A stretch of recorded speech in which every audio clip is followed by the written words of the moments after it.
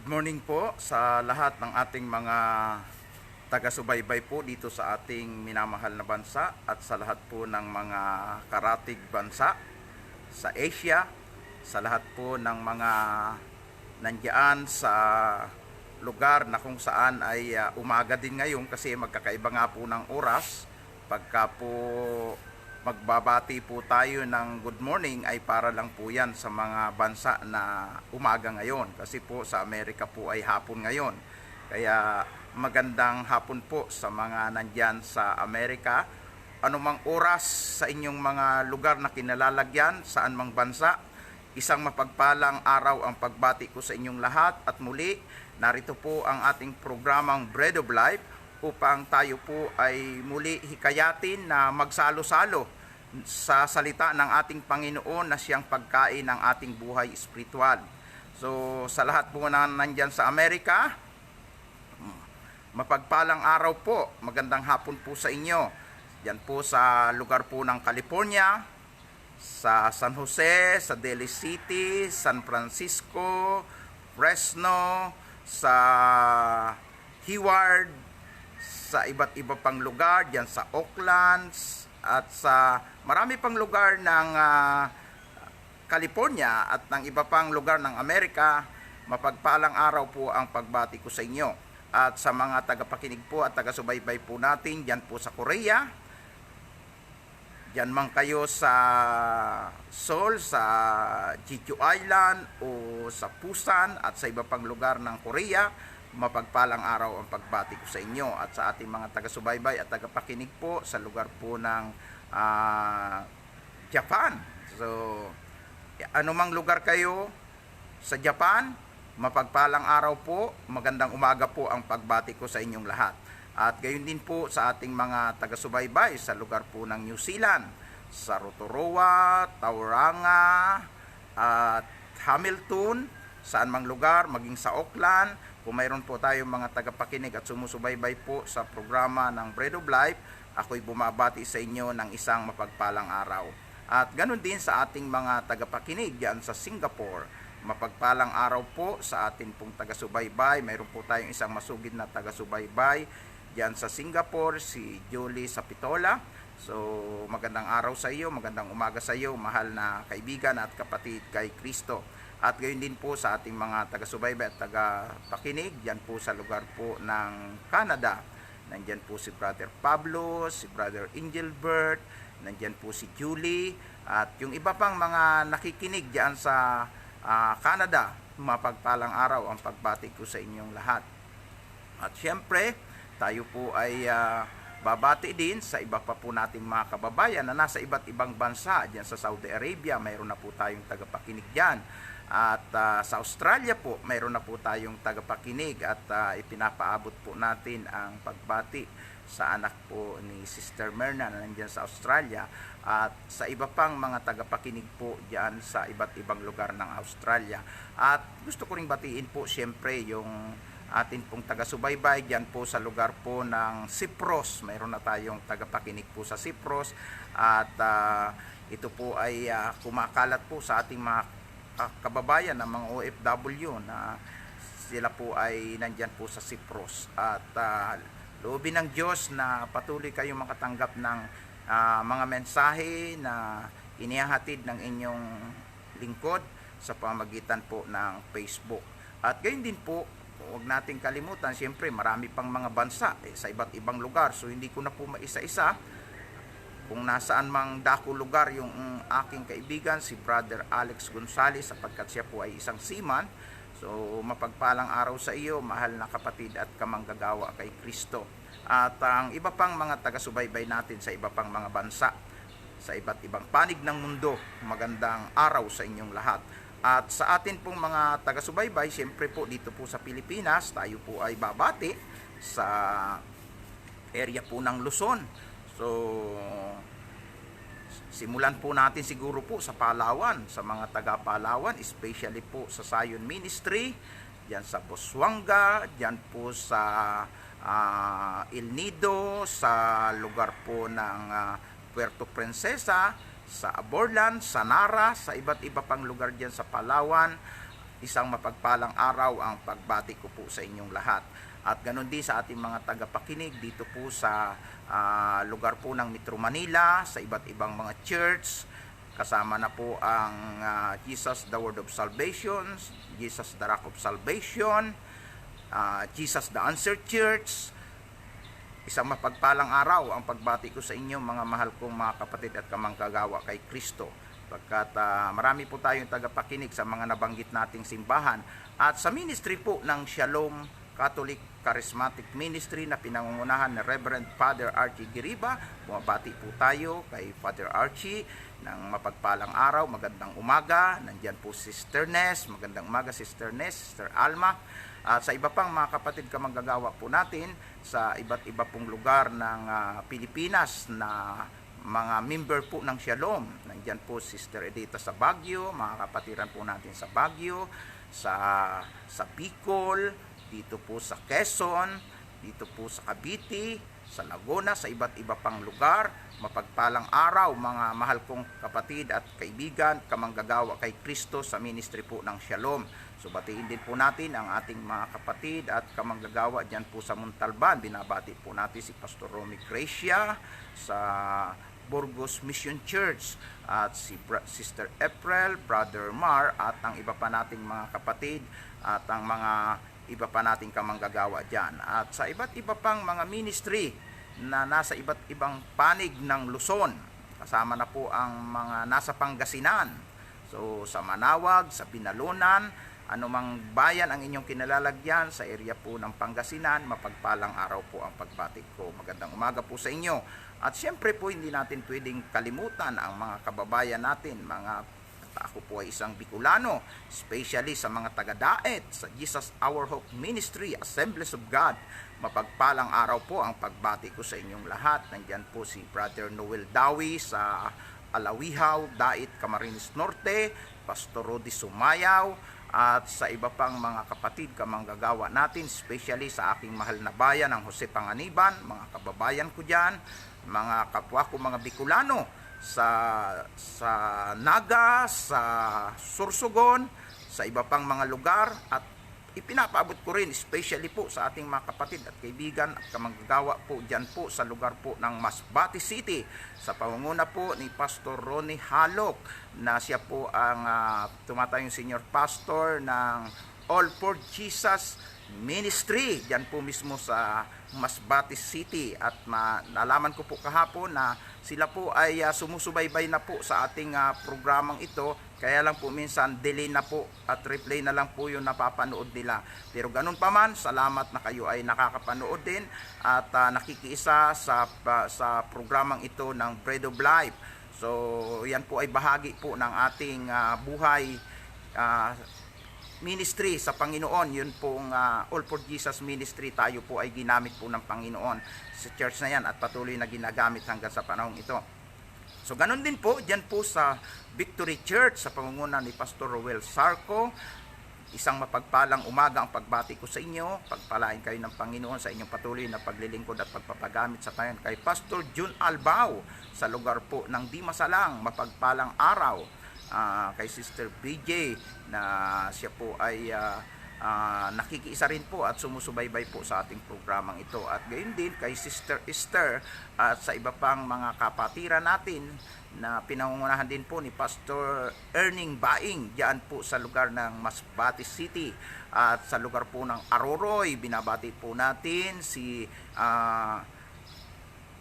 Pastor Billy Kilario, ang pastor po ng Assemblies of God, at yan din po si Pastor Asiboke, Pastor Eli Asiboke sa Love of Christ Ministry. Mapagpalang araw po sa inyo. At sa iba pang mga tagapakinig natin sa iba't iba pang lugar ng Luzon, magandang umaga po sa inyo. At ngayon ay batiin natin ang mga nasa Bisaya. Una na po dyan ay ang taga Tunga Leyte. Siyempre po, pinangungunahan nila Sister Rowena Hikes at Brother Jack. Mga kamanggagawa natin po yan dyan. At marami pang mga iba't iba pang church po dyan po sa Leyte natin binabati. Sa Palo po yung Church ng Assemblies of God, at sa Ormoc, Church din po ng Assemblies of God, at iba pang mga ministry dyan na alam po ninyo, nakapag-ikot po ako sa marami ding lugar po dyan sa Leyte at nakapag-crusade po tayo hanggang sa bayan ng San Miguel at marami pang mga lugar na hindi ko po maisa-isa. So, loobin ng Diyos na kayo po ay maging taga-subaybay at taga-pakinig na rin po ng programang ito.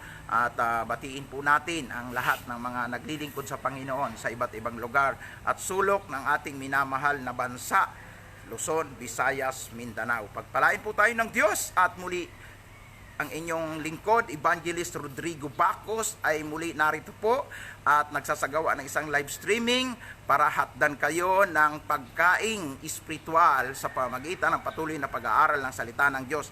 At tayo nga po ay tumatalakay sa Book of Acts na kung saan ay ito po ay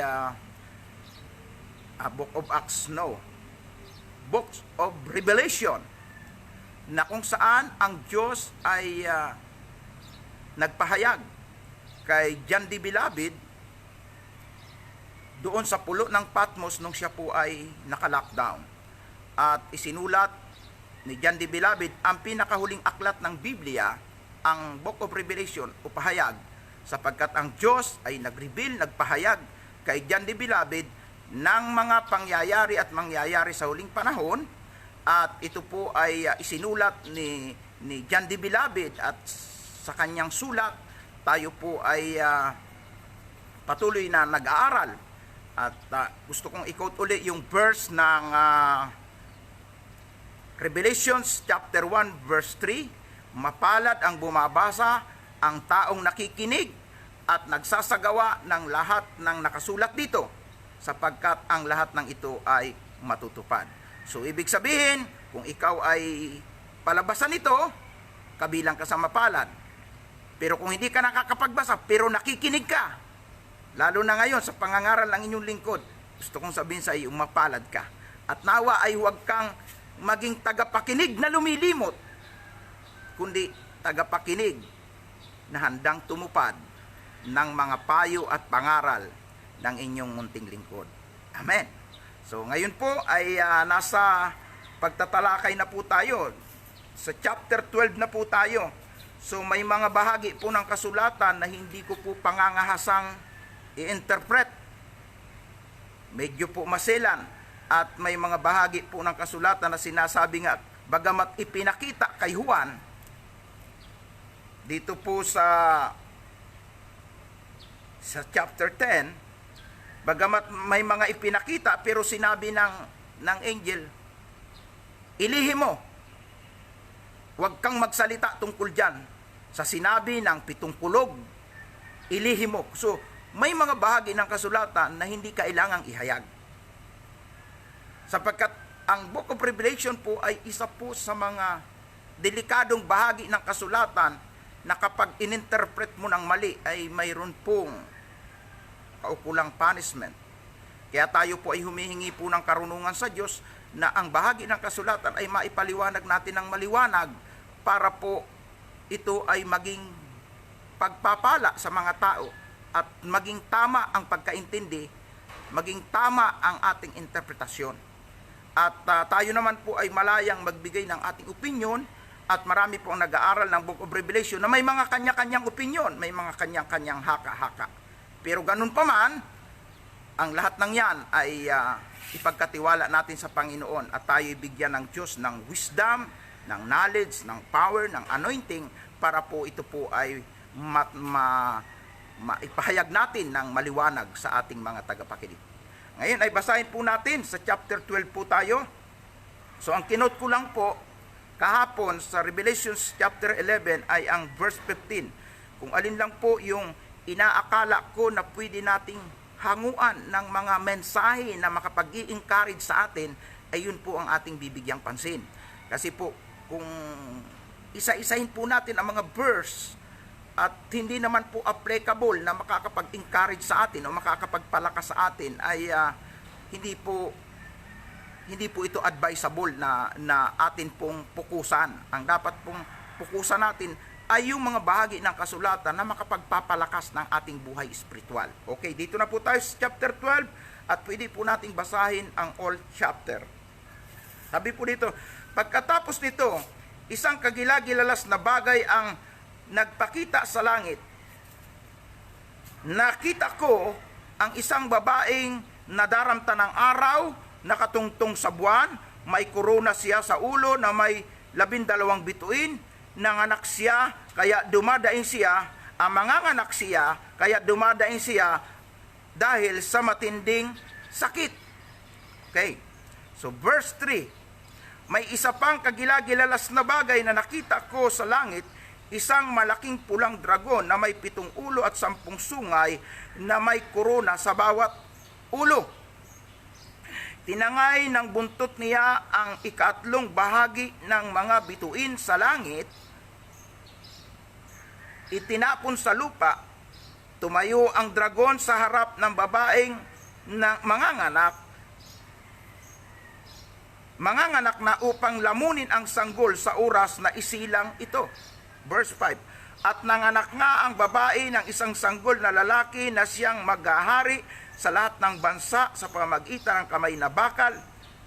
Hindi nakain ng dragon ang sanggol dahil inagaw ang sanggol at dinala sa Diyos doon sa kanyang trono. Verse 5, ang babae naman ay tumakas sa isang lugar na inihanda ng Diyos para sa kanya, upang maalagaan siya roon sa loob ng 1,200 1,216 araw. So pagkatapos nito, nagkaroon ng digmaan sa langit. Si Michael at ang mga kasama sa pakikipaglaban sa dragon. Lumaban din ang dragon at ang kanyang mga anghel. 8. Ngunit natalo ang dragon ang kanyang mga anghel at pinalayas mula sa langit. Kaya itinaboy ang malaking dragon, ang ahas noong unang panahon na tinawag na Diablo, Satanas, na nanlinlang ng mga tao sa buong mundo. Itinapon siya sa lupa kasama ang kanyang anghel. Pagkatapos narinig ko ang malakas na tinig mula sa langit na nagsasabi, dumating na ang pagliligtas ng Diyos sa mga tao. Ipinakita na niya ang kanyang kapangyarihan bilang hari at ang otoridad ni Kristo sa kanyang mga pinili, sapagkat pinalayas na mula sa langit ang umaakusa sa ating mga kapatid sa harap ng Diyos sa araw at gabi. Ngunit natalo na siya ng ating mga kapatid sa pamagitan ng dugo ng tupa at ng katotohanang ipinangangaral. Hindi sila takot na ialay ang kanyang buhay alang-alang sa kanilang pananampalataya. Kaya magala kayong nakatira sa kalangitan, pero kawawa kayong mga nakatira sa lupa at dagat, dahil itinapon riyan sa inyo si Satanas. Galit na galit siya dahil alam niyang kakaunti na lang ang natitirang panahon para sa kanya. Nang makita ng dragon na itinapon na siya sa lupa, tinugis niya ang babaeng nanganak ng sanggol na lalaki. Ngunit binigyan ang babae ng 2 pakpak tulad ng malaking agila upang makalipad sa isang lugar sa ilang na inihanda para sa kanya. Doon siya aalagaan sa loob ng 3 kalahating taon, malayo at ligtas sa dragon.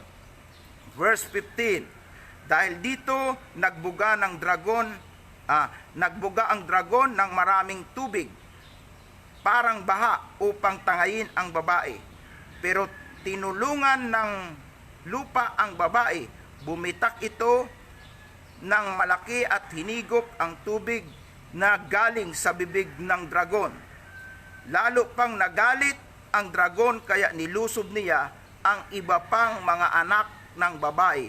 Ito'y walang iba kundi ang mga taong sumusunod sa utos ng Diyos at sa mga katotohanang itinuturo ni Jesus.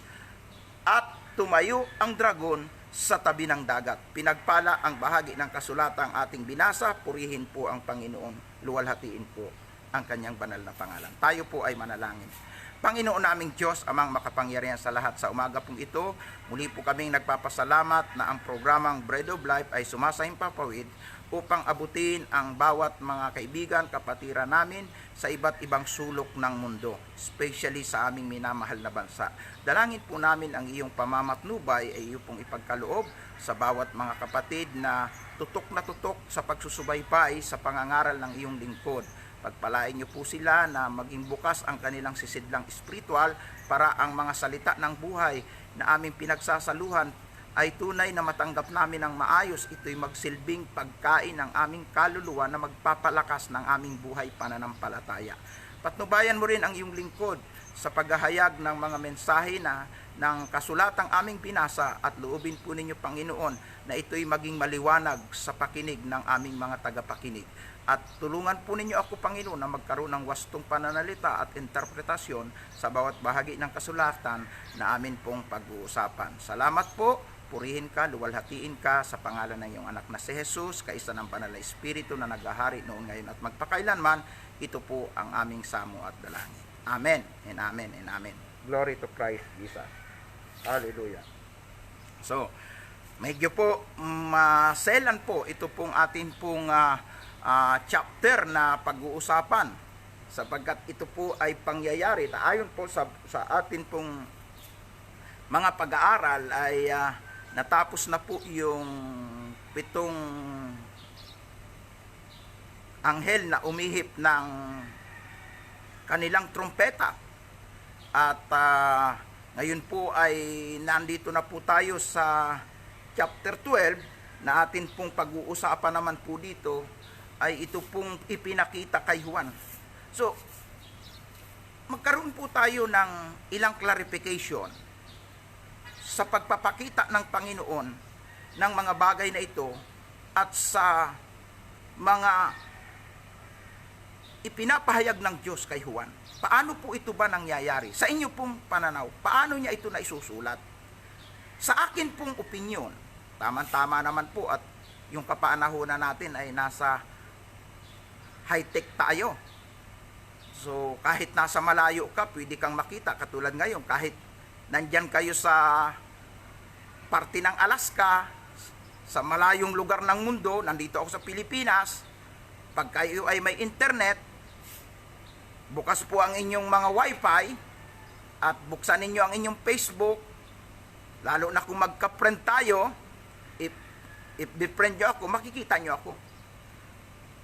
So, sa panahon ding ito, maraming mga kasaysayan. Halimbawa po, kasaysayan ng isang bayani, kasaysayan po ng bansa, mga pangyayari na naganap na masalimuot. So, minsan po, dahil po sa makabagong teknolohiya, na isasagawa po yung pagsasapelikula. Diba? At makikita mo, at mapapanood mo kung paano po ilalarawan ang mga pangyayari sa pamamagitan ng pagsasapelikula ng mga pangyayari. At ito ang akin pong pananaw kung paano po si Juan sumulat ng mga mangyayari sa huling panahon. Sa akin pong opinyon o pananaw, para hong ang katulad po nito ay para pong isang eksena o eksena na isinapelikula na yun ay ipinakikita kay Juan na para po siyang nanunood sa isang video na ito yung nakikita niya. Halimbawa po, yung isang bituin na hulog at pagkatapos naging ito po ay nagbukas ng bottomless pit. So, hindi po talaga bituin, kundi inilalarawan lang na pagdating doon ay angel pala yun. Sapagkat yung angel ay sinabi po na katulad ng bituin. Ang bituin ay paglalarawan sa angel. O, di ba? So, may nakitang 4 na kabayo, may puti, may pula, may itim, may maputla ang kulay. So, ibig sabihin, para po itong isang video na pinanunood niya, na ito po yung kanyang isinusulat. Naintindihan niyo po ako? So, ito rin yung aking aking pagkakaintindi kung bakit niya na isusulat na may nakita siya na isang babae. Ayan. Pero hindi po yun literal eh. Mayroong mga sinisimbuluhan at pinatutungkulan po yun. Kasi nga ang Biblia, hindi natin pwede itong ipaliwanag ng literal.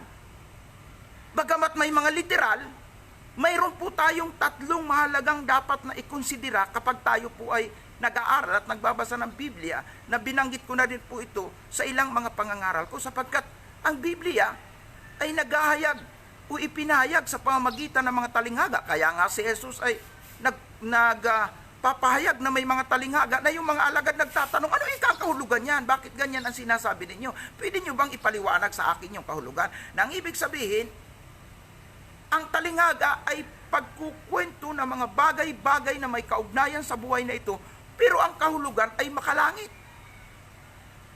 At ang pangalawang dapat natin i-considera, lalo na sa Book of Revelation, ay yung tinatawag na simbolikal, na may sinisimbuluhan, sumasagisag lang. Halimbawa po, yung ilawang ginto, 7 ilawang ginto, sumasagisag pala yun sa 7 iglesia. O, di ba? So, ibig sabihin, may sinisimbuluhan na, may sumasagisag lang ito. Kumakatawan lang. Pero hindi yun talaga ang tunay na kahulugan. At ganun din po sa iba pang mga bahagi ng kasulatan, lalo na po dito sa ating binabasa, ang dragon ay may 7 ulo. So pag nag-isip tayo ng literal na pagkaintindi, abay nakakatakot naman ito. Anong klaseng dragon ito? 7 ulo. May 7 ulo. Pero kung aaralin yung mabuti, yung palang dragon ay si Satanas yun.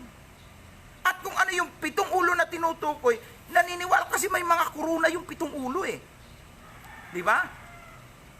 Ibig sabihin, mga hari yon na nasa ilalim ng impluensya at kontrol ni Satanas. Ayan.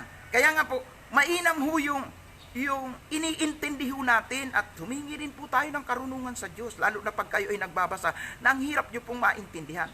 At pwede rin po kayong magtanong sa akin, kaya lang, hindi rin po ako magpapaliwanag at mag-i-interpret na lalagpas o lalayo sa tunay na kahulugan, dahil delikado po kasi ang Book of Revelation eh.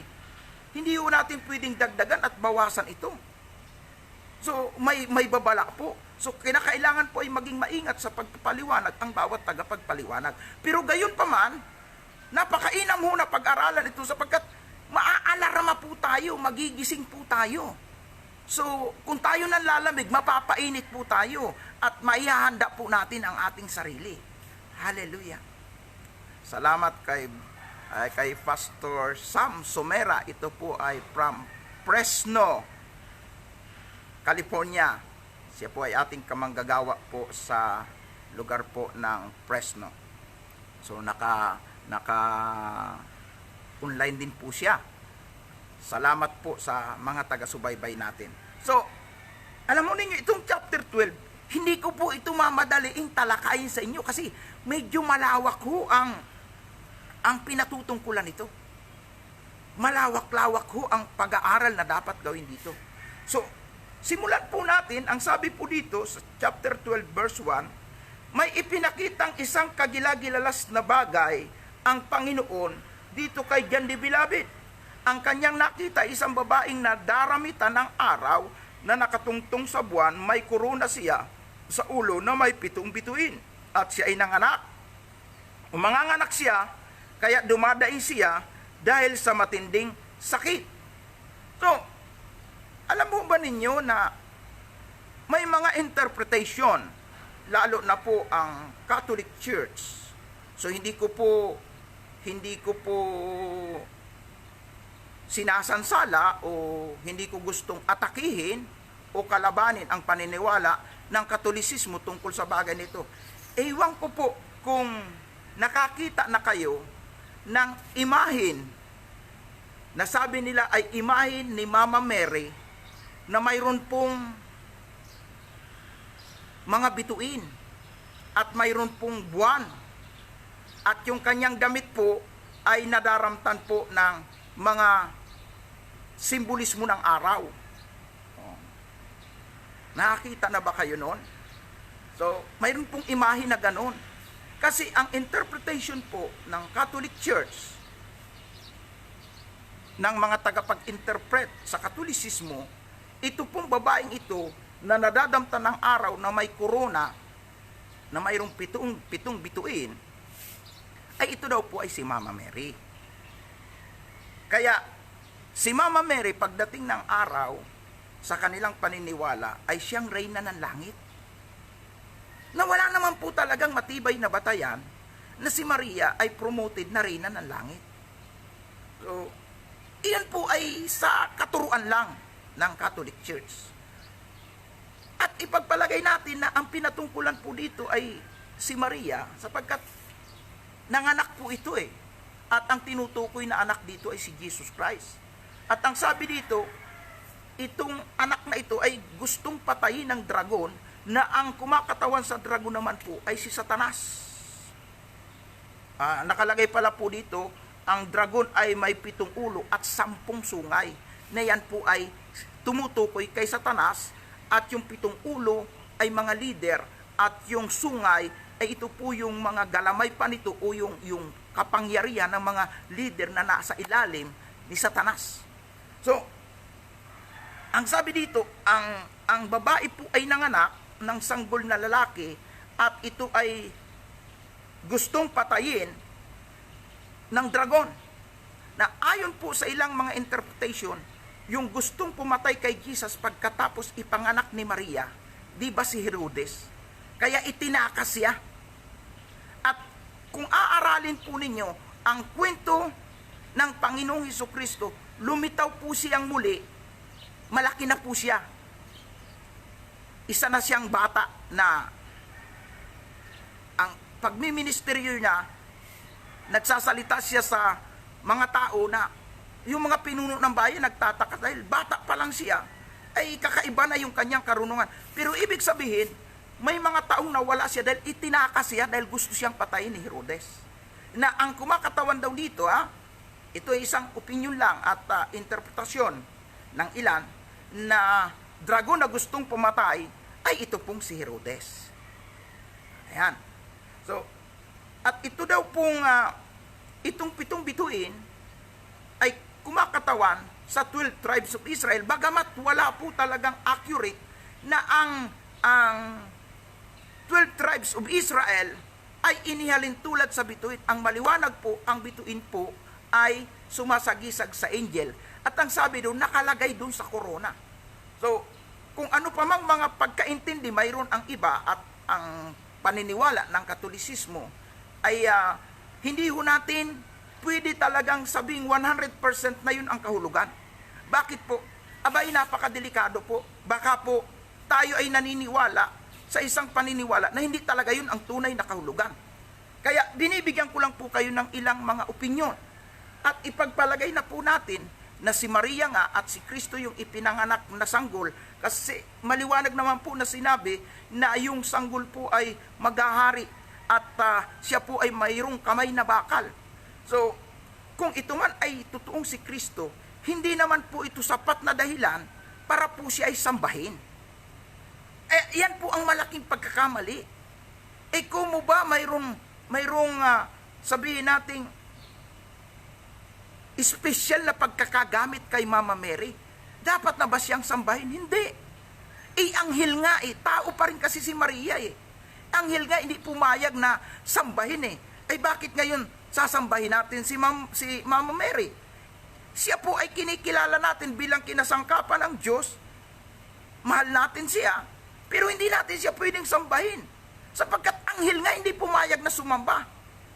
At mismong si Jesus ang sabi niya kay Satanas, nung sabihin ni Satanas, kung magpapatira pa ka at sasamba ka sa akin, ipagkakaloob ko sa iyo ang mga nagagandahan sa mga gusaling niya. Pero ang sabi ng Panginoon, ang Panginoong Diyos mo lang ang dapat mong sambahin, ang sabi ni Jesus. At dito naman po, sa bahagi po ng Revelation chapter 22, sabi po ni Juan, sumulat po ng aklat ng pahayag. So, i-quote na po natin itong verse na ito, idagdag na po natin ito Akong si Juan, verse 8, Akong si Juan ang nakarinig at nakakita ng lahat ng ito. Matapos kong marinig at makita ang lahat ng ito, lumuhod ako upang sumamba sa anghel na nagpakita sa akin ng mga ito. Pero sinabi niya sa akin, huwag mo akong sambahin, sapagkat katulad mo, alipin din ako ng Diyos at ng mga katulad mong mga propeta at ng lahat ng mga sumusunod sa mga nakasulat sa aklat na ito. Ang Diyos ang sambahin mo. Oh. Mismong anghel, mas mataas ang level sa tao. Ano po yung sabi? Huwag ako sambahin mo. Nung nagpahayag kasi ang Diyos ng maraming kapahayagan kay John the Beloved, dahil sa mga kapahayagang ito, ang ginawa po ni John the Beloved, lumuhod siya sa harap ng anghel upang sumamba. Pero ano yung sabi ng angel? Huwag mo akong sambahin. Ako'y alipin din. Ako di ay lingkod din katulad mo. Ang anghel, mas mataas ang level sa tao, pero hindi siya pumayag na sambahin siya. At dito po ay maliwanag po na sinabi ng anghel, huwag akong sambahin mo. Ang Diyos ang sambahin mo. Ngayon, kay anumang magandang posisyon o magandang katayuan ni Maria bilang kinasangkapan ng Diyos, walang utos na pwede siyang sambahin dahil hindi naman talaga siya Diyos. So kung hindi siya Diyos, hindi siya pwedeng sambahin sapagkat ang pwede lamang sambahin ay ang Diyos. Eh kung mayroon bang mga korona, 12 korona yung o 12 bituin yung nakadesign doon sa korona, dapat na bang sambahin? Hindi. Anong malay natin kung ang sinasagisag nito, sinusimbolo nito, yung mga crown na ibibigay sa mga taong nagpagamit sa Diyos, sa mga taong tapat sa Diyos, sapagkat ang mga taong naglilingkod sa Diyos, hindi lang po si Maria na ginamit ng Diyos para ipanganak si Jesus, kundi yung mga taong naglilingkod sa Diyos ng buong puso, buong katapatan at ibinigay ang buhay nila sa ministry ng ating Panginoon, sila po talaga ay maraming kurunang inilaan ang Diyos. Kaya pagdating sa crown, hindi lang po si Maria, kundi lahat ng mananampalataya, lahat ng nagmamahal sa Diyos, lahat ng sumusunod sa utos ng Diyos, lahat tayo ay may crown. Pagdating ng araw, mayroong crown of righteousness, mayroong crown of victory, mayroong crown of life. So, maraming crown. Kaya kung dito sinasabi nila na si Mary, yung kanyang crown ay maraming mga dekorasyon na mga bituin, ay hindi pa rin po sapat na dahilan yun. Kung mo ba ganun, kung si Maria itong pinatutungkulan ito, sasambahin na natin siya? Hindi. Anghel nga na nagpakita kay Juan at nagpahayag ng maraming mga kapahayagang ito. Hindi pumayag na sumamba. Hindi pumayag na magpasamba. Kaya, maliwanag ang sinabi Diyos lang ang dapat sambahin. Diyos lang. Kaya please, kung tayo ay naguyo, nadaya ng mahabang panahon, at naniwala na si Maria ay dapat sambahin at paglingkuran, delikado po yan. Sapagkat yan po ay pagsamba sa Diyos-Diyusan, at ang pagsamba sa Diyos-Diyusan ay karumal-dumal sa harapan ng Diyos. Amen. Amen. So bahala kayo. Kung gusto nyo ipagpatuloy yan, sige, bahala po kayo. Pero ako, katungkulan ko bilang isang mangangaral, paalalahanan kayo. Sapagkat ang Biblia, ang sabi nga po ng 2 Timothy chapter 3, verse 15, na dapat mong alaman na ang banal na kasulatan ay mula pa sa pagkabata, dapat mong malaman na ang banal na kasulatan ay nagtuturo ng katotohanan at ito po ay nagtuturo ng daan ng kaligtasan, nagtuturo ng katotohanan, nagtutuwid ito sa likong gawain. 15 to 16 ng 2 Timothy chapter 3. So, itinutuwid din tayo nito, nagsasansala ito sa mga maling katuruan. Kaya po, yung mga sinaunang katuruan, kahit pa po yan ay pinagsunugan ng kilay ng maraming mga nag-aral na mga monk nung unang kapanahunan o ng mga leader ng mga kinatawan ng malaking relihiyon, ay wag ho tayong basta po sumunod. May Biblia po tayo na pinagbabatayan. Walang ibang dapat sambahin. Diyos lang. Si Maria, kahit siya ginamit ng Diyos, kahit pa sabihin maraming crown na inilaan sa kanya ang Panginoon, hindi pa rin yung sapat na dahilan para sambahin natin siya. Amen? So binibigyan din ko lang po. Kasi po, grabe po ang pagkaka-idol, pagkaka-idolo ng tao, sobra-sobra pagdating po kay Mama Mary. Kasi po ang dami pong mga pangalan yan. Ina ng laging saklulo, mayroong manawag, diba?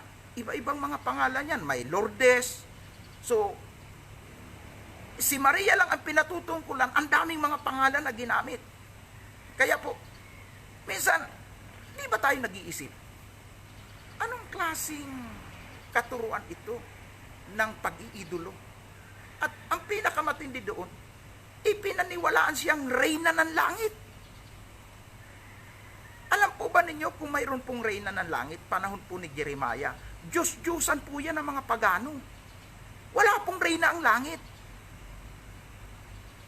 Mayroon ba doon sinabi na may pinili ang Diyos na reyna ng langit? Wala ho. Ay, hindi naman po yan pwedeng pabulaan na, ay wala sa katuruan ng simbahan niya na si Maria ay reyna ng langit. Eh, nasa rosaryo yan eh. Nakapaloob doon si Maria ay reyna ng langit. At alam po ba ninyo kung bakit ganun po ang pagkilala? Eh dahil nga po, meron nga po ditong nakapaloob sa Book of Revelation na yung babaeng nagsilang ng sanggol, ito po yung ating pinag-uusapan na, nanganak ng sanggol, iyon ay may kuruna at may design ng 12 bituin. So, dahil po ang sabi nila, ang pinatungkulan na sanggol na isinilang ay si Jesus, na itinago ito dahil gustong patayin ni Herodes, ay pinaniwalaan nila na ito na nga si Maria. Pero hindi po ako nagbibigay ng pinal na konklusyon dito. Kung anong paniniwala mayroon ang bawat isa, nire-respeto ko. Pero bilang nag-aaral ng salita ng Diyos, suriin nating mabuti. At kung sakali nga si Maria ang pinatungkulan nito na nagsilang ng sanggol na walang iba kung hindi si Jesus, na itinago po ito dahil gustong patayin ni Herodes, hindi pa rin sapat na dahilan para siya ay sambahin ng tao. Sapagkat hindi siya Diyos. Diyos lang ang dapat sambahin at paglingkuran ng lahat ng tao. Dahil pag sumamba tayo sa iba, ang tawag na po dyan ay Diyos-Diyosan. Kaya maraming tao ngayon ay sumasamba sa Diyos-Diyosan dahil kulang ang pagkaintindi. Dahil lang sa kinamulatan, itinuro ng mga lider ng simbahan, ay dahil sila ay leader, hindi naman sila nagbabasa ng Biblia, wala silang pagkaintindi, ay amin na lang ng amin. Abay, dadaling ka na sa impyerno. Ibinunsod ka na sa maling pagsamba, aamin ka pa ba? No. So, mag-aral ho tayo. Intindihin po natin ang nasa kasulatan. So magpatuloy po tayo, mga iniibig kong mga kapatid. At ang sabi po dito, nung itakas ang sanggol, may itinakdang araw, at kung paano pong nangyari na si Jesus ay itinago at lumitaw siya, ay malaki na siya, ay posibleng iyon yung pinatutungkulan. Pero hindi pa rin ako nagbibigay ng final na 100% na opinion na iyon na nga. Ang sa akin po ay ipanalangin natin ang kahulugan ng mga bersikulong ito, at kung si Jesus nga pinatutungkulan nito, at ang dragon na gustong pumatay ay si Satanas, at ang gusto niyang gamitin ay si Herodes nung kapanahonang yon, hindi pa rin ako nagbibigay ng 100% na iyon na nga ang tunay na kahulugan nito. Ang sa akin lamang, kung si Jesus nga ang pinatungkulan nito at si Maria yung nagsilang ng sanggol, ang binibigyan din ko doon, wala pa rin sapat na dahilan para sambahin, paglingkuran at kilalanin bilang Diyos si Maria. Dahil isa lang ang dapat sambahin, ang Diyos na may likha ng langit at lupa. Amen? So, doon po tayo dapat na higit na maniwala. So magpapatuloy po tayo, mga iniibig kong mga kapatid. Sabi ko sa inyo, maaring hindi ko po ito matapos, chapter 12. Tuloy po tayo sa verse 7. Pagkatapos nito, nagkaroon ng digmaan sa langit. Si Michael at ang kasama niyang mga anghel ay nakipaglaban sa dragon, at lumaban din ang dragon at ang kanyang mga anghel. Alam mo ba ninyo? Itong dragon ay si Satanas. At kung aaralin po ninyo, ang sabi po sa verse 4, balikan natin yung verse 4 ng chapter 10 ng Aklat ng Pahayag, tinangay ng buntot niya ang ikatlong bahagi ng bituin sa langit at itinapon sa lupa. Yung dragon na si Satanas, ang sabi diyan, tinangay ng buntot niya o dinala niya, tinangay niya. Yung 1/3 ng mga angel, yan, yun po kasing tinutukoy na bituin, sabi ko nga sa inyo mga angel yan. Kaya nga, sa paniniwala, ikaatlong parte ng mga tao na naniwala sa pagre-rebelde at pag-aaklas ng angel na si Satanas, dati siyang maningning na angel sa kalangitan. At dahil sa kanyang pag-aaklas at pag-aasam na posisyonan ang posisyon ng Diyos at pumantay sa Diyos, itinapon siya sa lupa. At nung itapon siya dito sa lupa, tinangay niya ang 1/3, kaya ikatlong parte ng mga angel, dala ni Satanas dito sa lupa. At wala silang ibang gagawin dito, kung hindi perwisyuhin ang mga tao. Ipapakita din po natin yan sa mga pag-aaral na yan. At alam mo ba ninyo, na si Satanas at ang kanyang mga puwersa at kampon, ay nag-aakyat panaog doon sa langit at dito sa lupa. Di ba pinalayas na sila doon? Kasi po, dapat nating malaman, ang langit po ay mayroong 3 lugar. Yan. So, una po, yung natatanaw natin na kalawakan na yan, part na po yan ng langit. At sa kabila pa po niyan, nandyan po siyempre yung mga araw, buwan, mga bituin, mga planeta. At sa kabila po niyan, meron pong tinatawag na boundary. Nandun po yung 2nd level ng pinaka-pangatlong langit. Yan. Ang pangatlong langit, iyon po ang lugar ng Diyos. Trono ng Diyos. So si Satanas at ang kanyang mga kampon ay inalis dun sa lugar ng Diyos sa ikatlong langit, ibinagsak dito sa lupa. Pero habang sila ay nandito, sila po ay nag-aakyat panaog, pero hanggang lang po sila dun sa 2nd level. Ang tawag dun ay yung pangalawang level ng langit. Hanggang lang dun po ang mga territorial demons. At yung kalawakan na yan, tinatawag nating 2nd level ng heaven, diyan po nagaganap yung digmaan ng puwersa ng langit sa pamumuno nga po ni, alam po ninyo, ang laging magkatulong na anghel pagdating po sa labanan ay ito pong si Michael at si Gabriel. Sila po yung mga punong mandirigma ng Diyos.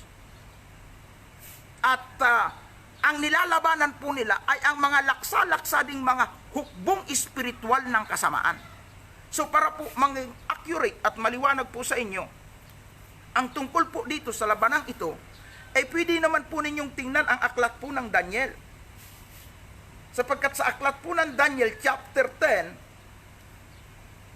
12 to 13, ay makikita po natin na sila po yung magkatulong sa labanan. So, tunghayan na lang po ninyo yon. Sapagkat merong panalangin si Daniel na nagpasting po siya para doon sa hinihiling niyang panalangin at hinihintay niya ang sagot ng Diyos. Hindi agad nakarating yung magdadala po ng sagot. At ang sabi doon, nakipaglaban muna sila sa hukbo ng Persya kasi po may territorial demons po na nandun po sa lugar po ng Persya at kinakailangan labanan nila yon para po maiparating po yun pong kahilingan o yung kasagutan sa kahilingan po ni Daniel. Okay, tingnan po natin ang Revelation chapter 10, verse 12. Sinabi niya sa akin, Daniel, huwag kang matakot sapagkat sa unang araw pa lamang ng iyong pagpapakumbaba sa Diyos at sa hangad na maunawaan mo ang pangitain, sinagot ng Diyos ang dalangin mo. Kaya ako'y pumarito para dalhin sa iyo ang kasagutan ng iyong dalangin. Verse 13, chapter 10 ng aklat ng Daniel, verse 13. Pero hindi ako nakarating agad dito dahil sa loob ng 21 araw, hinadlangan ako ng pinuno ng kaharian ng Persya. Mabuti na lang at tinulungan ako ni Michael na pinuno ng mga anghel dahil ako lang ang nakikipaglaban sa pinuno ng Persya. Ayan. So, ang sabi po ni Gabriel, ihatid na niya sana yung sagot doon sa panalangin ni Daniel. Kakausapin na niya si Daniel at sasabihin na ito ang sagot ng Diyos, ito yung kahulugan ng mga pangitayang ipinakita sa iyo. Pero ang problema ngayon, pagdaan niya doon sa lugar ng Persya, yung pinunong hukbo ni Satanas, kasi marami din pong kampon si Satanas, tinatawag po silang mga hukbong espiritual ng kasamaang nasa himpapawid, o kaya nga po may hukbong espiritual ng kasamaang nasa himpapawid, hanggang po sila doon sa second level ng heaven. At yung hukbong espiritual na yan ay sa bawat bansa ay mayroon pong controlling po yan. At yung kumukontrol doon sa bansa ng Persya na anghel na kampo ni Satanas ay nakipaglaban kasi ayaw ngayon makatuloy agad ito pong magdadala ng kasagutan doon sa prayer ni Daniel. So, hinadlangan. Ibig sabihin, kahit sa panahon pong ito, marami tayong kahilingan, marami tayong mga hinihingi, mayroon ang sagot ang Diyos at gusto nang makarating yung sagot, ipadala na yung sagot, kaya lang po mayroong hukbong espiritual ng kasamaan na mas malakas doon sa puwersang kinalalagyan natin.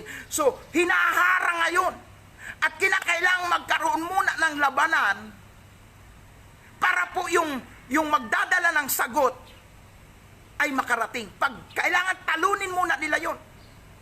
Kaya po mayroon po tayong tinatawag na spiritual battle.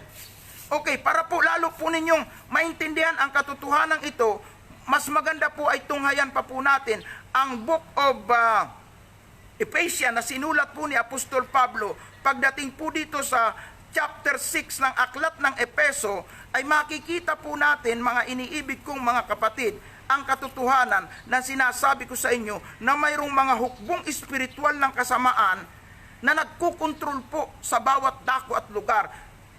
Okay, tingnan po natin ha. Verse 10. Ang sabi po dito, chapter 6 verse 10. At bilang pangwakas, magpakatatag kayo sa Panginoon sa pamagitan ng dakila niyang kapangyarihan. Gamitin ninyo ang lahat ng kagamitang pandigma na ibinibigay sa inyo ng Diyos para malabanan ninyo ang mga lalang ng dyablo. 12. Sapagkat ang kalaban natin hindi mga tao kundi mga masasamang espiritong nasa himpapawid o sumasa himpapawid, mga pinuno. O yan, may mga pinuno Mga pinuno. Napakaliwanag pong binabanggit dito. Sabi dito, mga pinuno, mga may kapangyarihan, mga tagapamahala ng kadilimang namamayani sa buong mundo.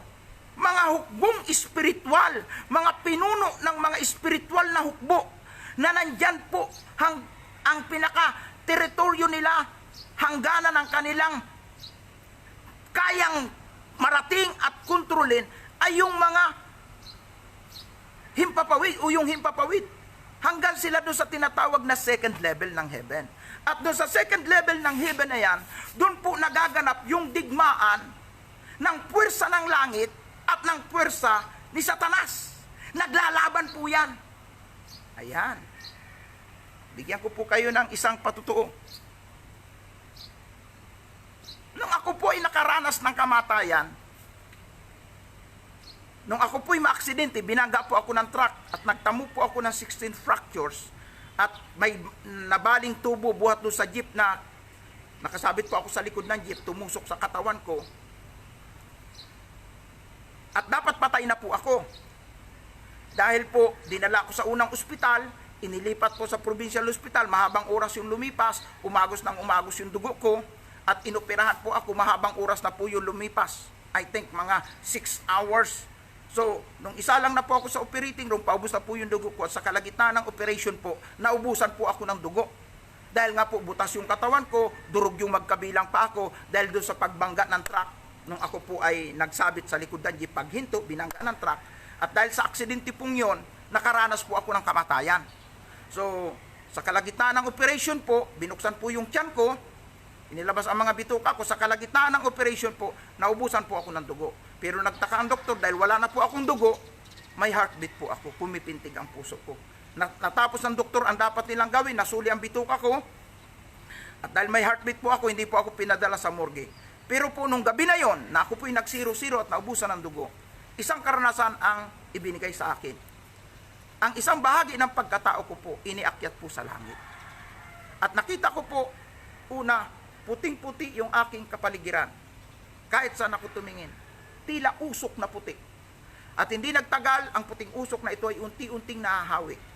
At doon po tumambad sa akin ang hukbo ng langit na hindi kayang bilangin. Sila po ay animo mga Roman soldier nung unang panahon. Malalaki po ang mga angel. Estimate ko po, mga 12 feet ang taas. At meron silang malalaking mga kabayong sinasakyan.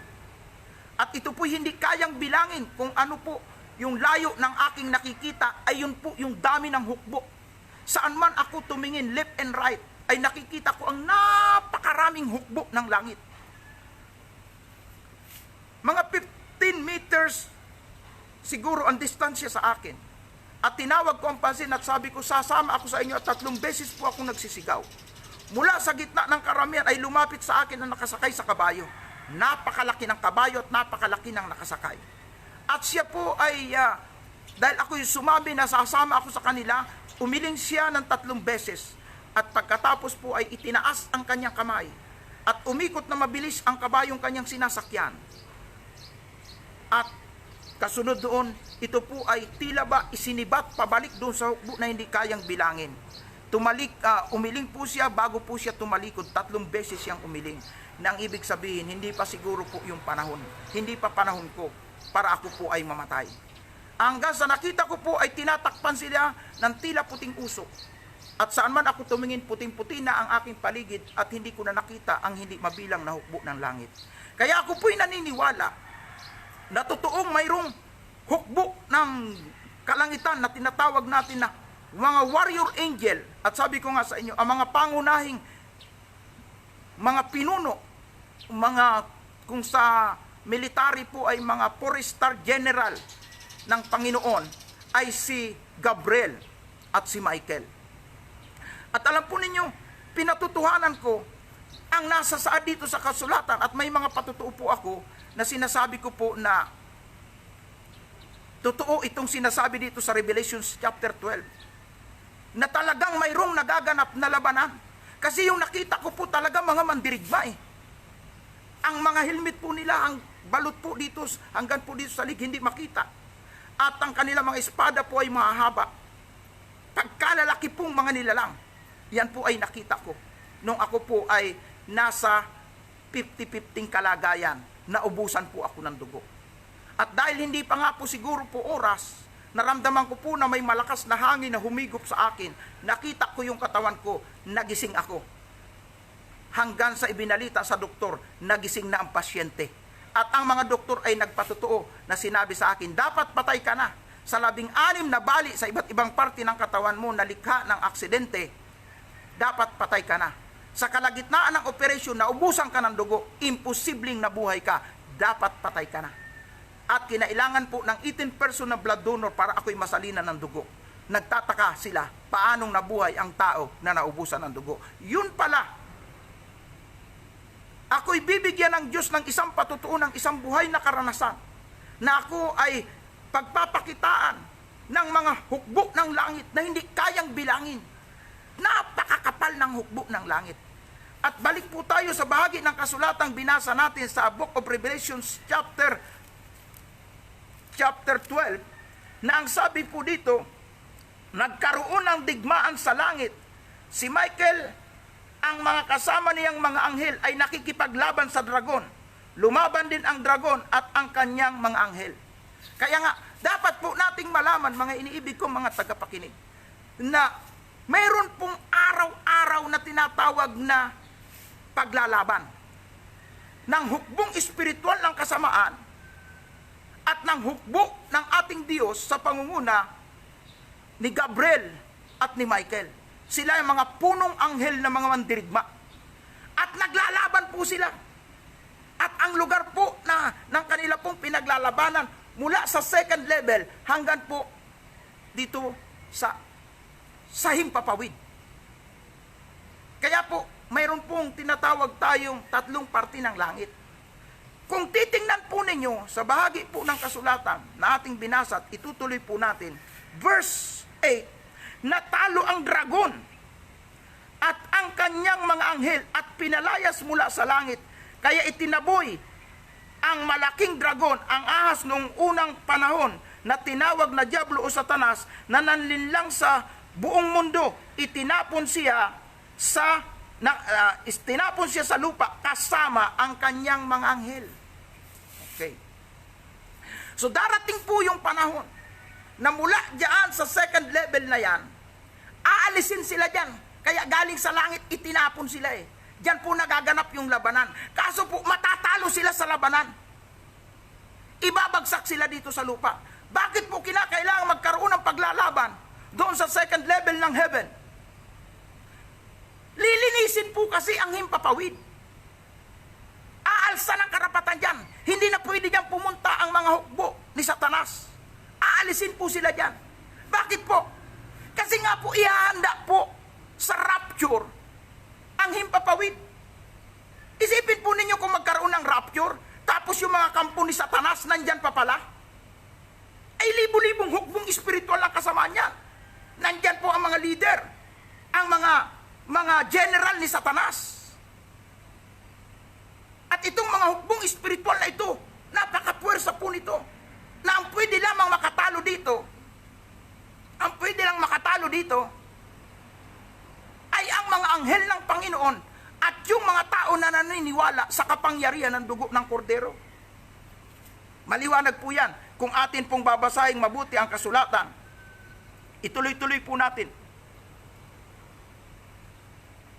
Sa verse 9, kaya itinaboy ang malaking dragon, ang ahas noong unang panahon na tinawag na Diablo o Satanas, na nanlinlang sa mga tao sa buong mundo. Itinapon siya sa lupa kasama ng kanyang mga anghel. Pagkatapos narinig ko ang malakas na tinig mula sa langit na nagsasabi, dumating na ang pagliligtas ng Diyos sa mga tao. Ipinapakita na niya ang kanyang kapangyarihan bilang hari at otoridad ni Kristo na kanyang pinili, sapagkat pinalayas na mula sa langit ang umaakusa sa ating mga kapatid sa harap ng Diyos at sa araw at gabi.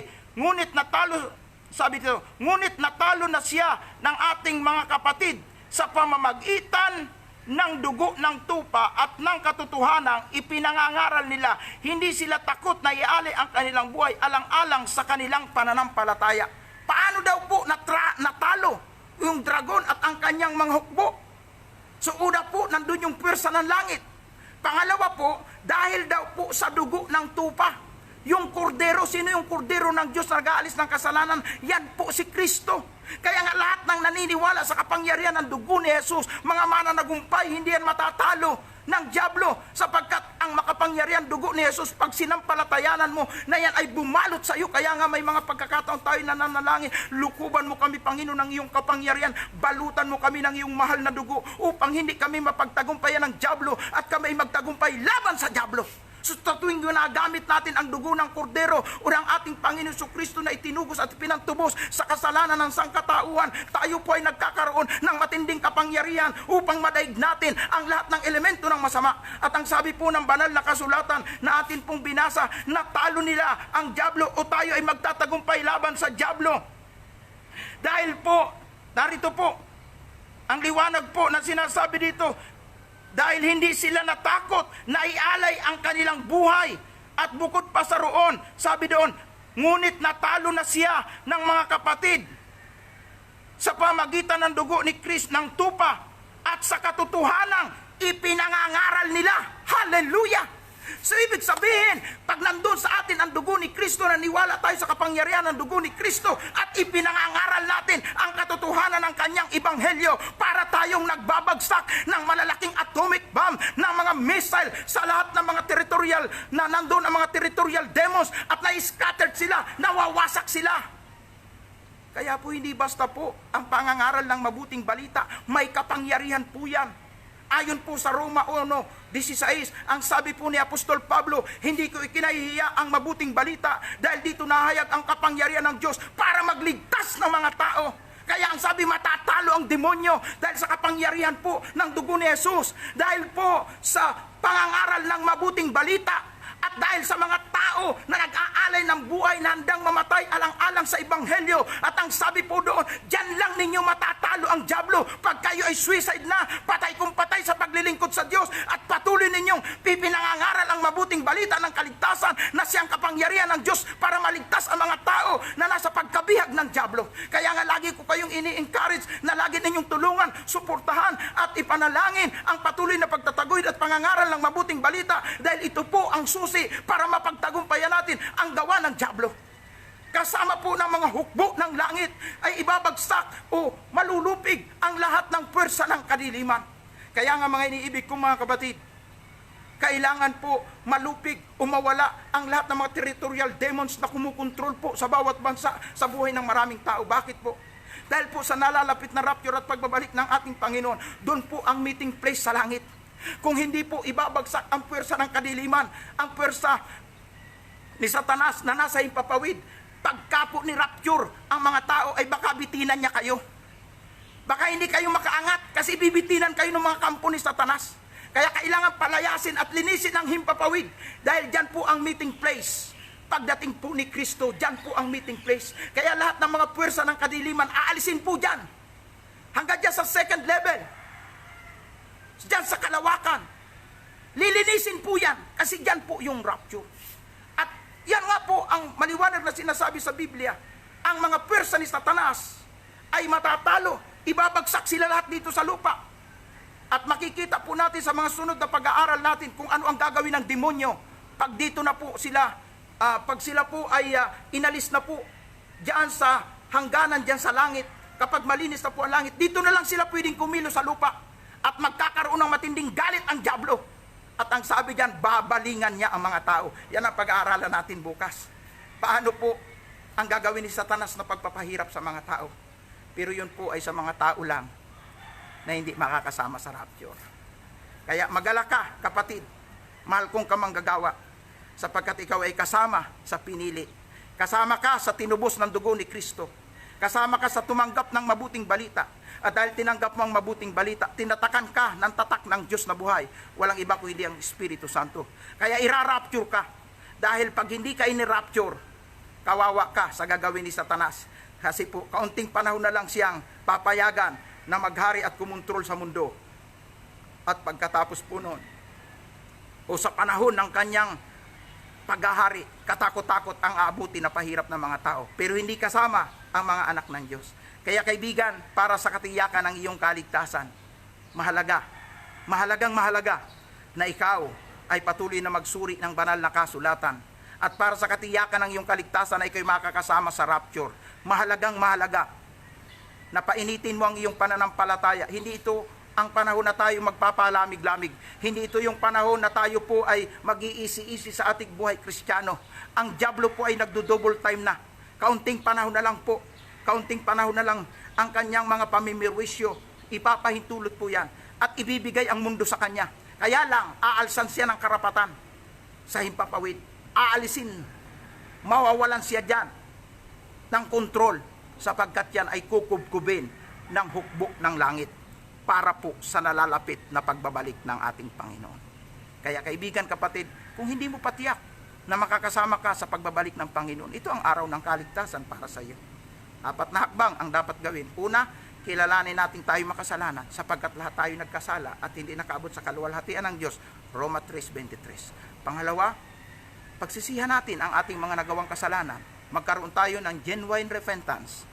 Sapagkat sinasabi ng Juan 1:9, kung ipahayag ng tao ang kanyang kasalanan, tapat at banal na siya ipapatawarin at lilinisin ng Diyos sa kanilang kalikuan. Pangatlo, kinakailangang manampalataya ka sa iisang tagapagligtas na nag-alay ng kanyang buhay at ng kanyang mahal na dugo para ikaw ay matubos at mapawalang sala. Siya ang ating dakilang manunubos at tagapagligtas, si Jesus Christ. At pangapat, buksan mo ang iyong puso sa ating Panginoon at tanggapin mo siya bilang Panginoon at iyong tagapagligtas. At kapag siya'y binuksan mo, tinanggap mo, ang banal na Espiritu isa sa iyo at tatatakan ka bilang anak ng Diyos. Tatanggapin ka na bilang anak ng Diyos. Sapagkat ang lahat ng sa kanya ay nagsitanggap ay binigyan ng karapatang maging anak ng Diyos. 4 na hakbang ang dapat gawin para sa katiyakan ng iyong kaligtasan. Para hindi ka makontrol ng dyablo, hindi ka maperwisyo ng dyablo, para ikaw ay magtagumpay laban sa dyablo, kailangan mong makasiguro ng iyong kaligtasan. Una, pagkilalang tayo makasalanan. Pangalawa, pagsisisi ng kasalanan. Pangatlo ay pagtanggap sa tagapagligtas. At pang-apat, o pananampalataya sa tagapagligtas. At pang-apat, pagtanggap sa Kanya. Hallelujah. Glory to Christ Jesus. Gawin po natin ito sa mga wala pang katiyakan at gusto magkaroon ng katiyakan, lalo na at malapit na ang mundong ito ay ibigay sa pwersa kay Satanas at sa Antikristo, para ikaw ay safe at hindi ka mapirwisyo ng mga gustong gawin ng dyablo. Lumapit tayo sa Panginoon para sa ating katiyakan, ng ating kaligtasan. Manalangin po tayo. Mahal na Diyos, Amang makapangyarihan sa lahat, sa pangalan ng iyong anak na si Jesus, kami po nagpapakumbaba. Kinikilala po namin ang aming mga pagkukulang, kasalanan, inisip, sinalita at ginawa mula sa pagkabata. Patawarin mo kami, Panginoon. Ikinukumpisal namin sa iyo ang lahat ng aming mga kasalanan na aming inisip, sinalita at nagawa mula nang kami magkabata hanggang sa panahong ito, Panginoon, na kami nagkaroon ng wastong pag-iisip. Linisin mo kami sa pamagitan ng dugong banal na nabuhos dun sa krus. Hugasan kami, Panginoon. Sa oras na ito, ipinapahayag ng aking labi ang aking pananampalataya kay Jesus, na siya ay namatay dun sa krus, ibinuhos ang kanyang dugo para kami ay magkaroon ng kapatawaran at malinis sa aming karumihan. At sa oras na ito, Panginoon, binubuksan kita, Jesucristo, sa aking puso bilang Panginoon at tagapagligtas. Tinatanggap kitang tunay, maghari ka sa akin at isulat mo ang pangalan ko sa aklat ng buhay. Tanggapin mo ako bilang anak mo at tagapagmana ng langit na bayan at buhay na walang hanggan. Salamat, Panginoon, sa biyaya ng kaligtasan. Sa pangalan ng Ama, ng Anak at ng Espiritu Santo, ito po ang aking dalangin. Amen. So, huwag na po kayong sumabay at ako na lang po ang mananalangin. Para po sa inyong mga prayer request, sa loob ng ilang saglit, sabihin po ninyo ang inyong mga prayer request at tayo po ay lalapit at mananalangin sa ating Panginoon. Kung kayo man ay may sakit, sabihin ninyo na gusto nyong gumaling sa sakit, ano pa mang problema, pangangailangan ang gusto nyong ilapit, tayo po'y magkaisa na lumapit at manalangin. Mabiyaya, mapagmahal na Diyos, narito po ang aking mga tagapakinig at taga-subaybay sa programang Bread of Life. Ako na yung lingkod ay nanalangin upang hingin ang iyong dubling pabor na ipagkaloob sa aking mga tagapakinig. Sila na mayroong mga dinadalang sakit, sakit man sa puso, sakit man sa ulo, sakit man sa dugo, sakit man sa balat, sakit sa mata, rayuma, arthritis, yan man ay sakit sa baga, iba pa mang mga sakit mula ulo hanggang talampakan, lahat ng uri ng sakit, maging kanser, sa pangalan ni Jesus ay aming pinapawalang bisa. Inaalsa namin ang karapatan, ang sakit at karamdamang ito, pinalalayas namin ito sa katawang lupa ng bawat isa. Sa pangalan ni Jesus, tanggapin mo ang kagalingan, receive your healing in Jesus' name. In Jesus' name. At tunay nga na sa pamagitan ng dugong banal na nabuhos dun sa krus, kami ay nahugasan na sa lahat ng aming karumahan. At sa pamagitan ng dugo ni Jesus na nabuhos dun sa krus, kami ay natubos na sa lahat ng sumpa na isinumpa sa amin magmula sa aming mga ninuno, kasama na ang sumpa sa pagsamba sa Diyos-Diyosan o idolatry, mga sumpa na ginawa ng aming mga ninuno, o mga sumpa mula sa aming mga ninuno hanggang sa aming mga magulang, pinuputol na namin ito dahil kami naniwala na ang dugo ni Jesus ay nabuhos doon sa krus para kami ay tubusin, hugasan sa aming mga kasalanan. Kaya wala ng kapangyarihan at karapatan ang dyablo na kami i-accuse, sapagkat kami ay pinatawad na, kami ay natubos na, kami napawalang sala na, at kami tinanggap mo ng anak mo. At mula ngayon, pinuputol na namin ang anumang gawa ni Satanas sa buhay ng bawat isa, lalong-lalo na ang pagtatanim at paglalagay ng sakit at karamdaman. Kaya sa pangalan ni Jesus, lahat kami nagdideclare ng malusog at pinagpalang katawan sa pisikal at espiritual. Purihin ka, Panginoon. Salamat sa iyong kabutihan. Lord, patuloy din kami nakikipag-ugnayan sa iyo para po sa panalangin ng iba pa. Ang iba ay nag-prayer request para magkaroon na sila ng trabaho. At salamat po na may mga ilang nag-message na dahil sa pakikiisa nila at pakikinig sa programang ito ay nasagot na ang kanilang prayer request. Kasama na po dyan si Larry Bacos na aking pinsan na nag-prayer request na kailangan na siya makabalik sa trabaho, at salamat na nakabalik na po siya. At gayon din po si Brother Pablo po sa Canada na nanalangin din po na dapat po makabalik na sila sa trabaho, magkaroon na siya ng work. At salamat po, napakalipas lang po ng ilang araw ay nagkaroon na po siya ng work, na pinatutunayan lamang na sa aming pananalangin sa programang ito, ikaw ay sumasagot sa panalangin namin. Maaaring ang ilan pa sa aking tagapakinig ay mayroon pang mga prayer request para po sa pagkakaroon nila ng trabaho, lalo na po at nagkaroon ng matagal na panahong lockdown. Tulungan mo sila, Panginoon, na magkaroon ng maayos na trabaho, at nawa sa iyong mahimalang kaparaanan, Lord, ay umagos ang pagpapala upang matugunan ang pangailangan ng bawat isa.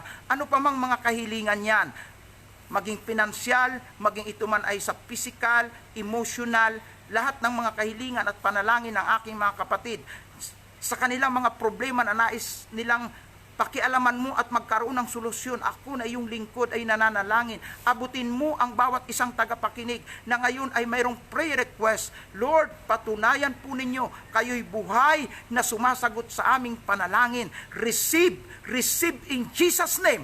Ayon sa himala na kailangan mo, tanggapin mo ang himala at pagpapala at kasagutan sa iyong pangangailangan. Sa pangalan ni Jesus, sa pangalan ni Jesus. Purihin ka, Panginoon, sapagkat alam ko po na sa umagang ito, kinatagpo mo ang buhay ng bawat isa, at lahat ng nagpakumbaba at nanampalataya sa iyo, kinalinga mo, iniligtas mo, at anuman ang gawin ng dyablo, hindi kami mapipinsala, sapagkat kami ay kasama na sa mga nagtagumpay dahil sa dugo ng kordero. To God be the glory. Purihin ka, Panginoon, luwalhatiin ka. Sa pangalan ng iyong anak na si Jesucristong tagapagligtas, kaisa ng banal na Espiritong nag-ahari noon, ngayon at magpakailanman, ito po ang aming pagsamo at dalangin. Amen and amen and amen. To God be the glory. Salamat sa Panginoon. Medyo po mainit yung pag-aaral natin sa Book of Revelation, lalo na sa chapter 12. So, hindi ko pa po natapos. Tutuloy ko po ito bukas.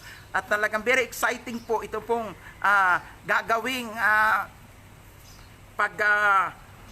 pagpapaalis sa hukbo ni Satanas diyan sa second level ng heaven. Sabi ko nga sa inyo, lilinisin yan at ibabagsak siya dito sa lupa. At makikita po ninyo kung paano po ang mga perwisyong gagawin niya, sapagkat ibibigay sa kanya ang mundo para pinsalain niya. So, bukas po yan. At kung kayo po ay napagpala sa pag-aaral na ito, mangyari po, isend po ninyo sa inyong mga group chat, sa inyong mga relatives, sa inyong mga kaibigan, sa inyong mga kapatiran, sa simbahan, kasama sa simbahan, sa lahat na mga gusto nyo na makarinig ng atin pong isinasagawang live streaming at pangangaral every 6 a.m. in the morning. Ang dami po nating mga video na, sapagkat ito'y magdadalawang buwan na po nating ginagawa, na halos araw-araw po ito'y ginagawa natin. So, kung hindi po ninyo napanood at gusto po kayong makapanood at gusto ninyong isend sa inyong mga relatives, buksan nyo lang po yung wall FB ko, Rodrigo Bacos, yung file nitong FB na ito. At nandun po sa loob, lahat po doon, sunod-sunod. I-save nyo na lang po. At makikita po ninyo ang atin pong palagi ang ginagawa. Pero ako din po ay nagsesend. Kaya lang po, pag sobrang dami na po, hindi po lahat naaabot. Malibang kayo ay mag-request at sabihin nyo, hindi ko napanood yung pangangaral mo kahapon. Pwede bang isend mo sa akin? Pero pag medyo matagal nang lumipas, medyo nalilito na po ako sa sobrang dami na po ng atin pong nakasave na mga file ng atin pong live. So, kung pwede, pag gusto po ninyong mapanood, yung mga 1-2 araw pala nakakalipas, sabihin nyo gusto nyong mapanood.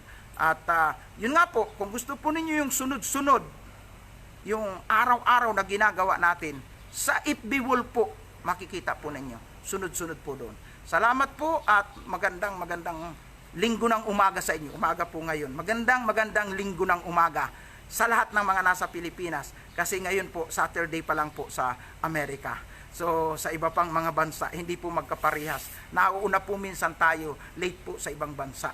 Kaya po, ako po ay patuloy nagbibigay ng encouragement sa bawat isa. Bukas pong muli ng umaga, 6:00, ang inyo pong lingkod at ibanghilista ni Cristo, Rodrigo Bacos from Carmona, Cavite. Pagpalain po tayo ng ating Panginoon sa lahat ng oras, sa lahat ng panahon.